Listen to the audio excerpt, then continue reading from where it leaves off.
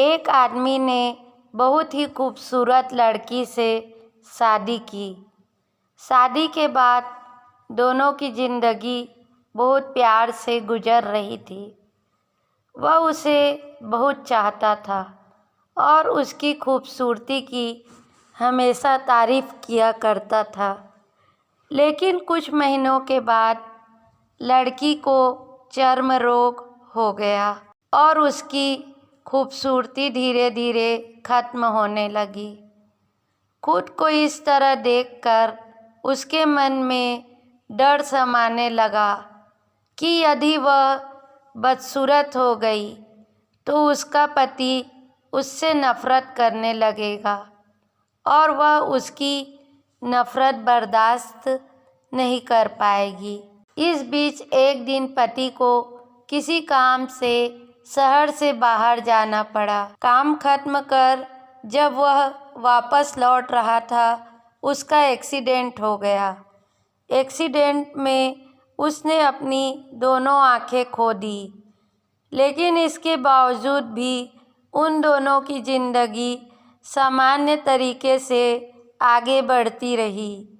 समय गुजरता रहा और चर्म रोग के कारण लड़की ने अपनी खूबसूरती पूरी तरह गंवा दी। वह बदसूरत हो गई, लेकिन अंधे पति को इस बारे में कुछ भी पता नहीं था, इसलिए इसका उनके खुशहाल वैवाहिक जीवन पर कोई प्रभाव नहीं पड़ा। वह उसे उसी तरह प्यार करता रहा। एक दिन उस लड़की की मौत हो गई। पति अब अकेले हो गया। वह दुखी था। वह उस शहर को छोड़कर जाना चाहता था। उसने अंतिम संस्कार की सारी क्रियाविधि पूर्ण की और शहर छोड़कर जाने लगा। तभी एक आदमी ने पीछे से उसे पुकारा और पास आकर कहा, अब तुम बिना सहारे के अकेले कैसे चल पाओगे? इतने साल तो तुम्हारी पत्नी तुम्हारी मदद किया करती थी। पति ने जवाब दिया, दोस्त मैं अंधा नहीं हूँ, मैं बस अंधा होने का नाटक कर रहा था, क्योंकि यदि मेरी पत्नी को पता चल जाता कि मैं उसकी बदसूरती देख सकता हूँ तो यह उसे चर्म रोग से ज़्यादा दर्द देती। इसलिए मैंने इतने साल अंधे होने का दिखावा किया।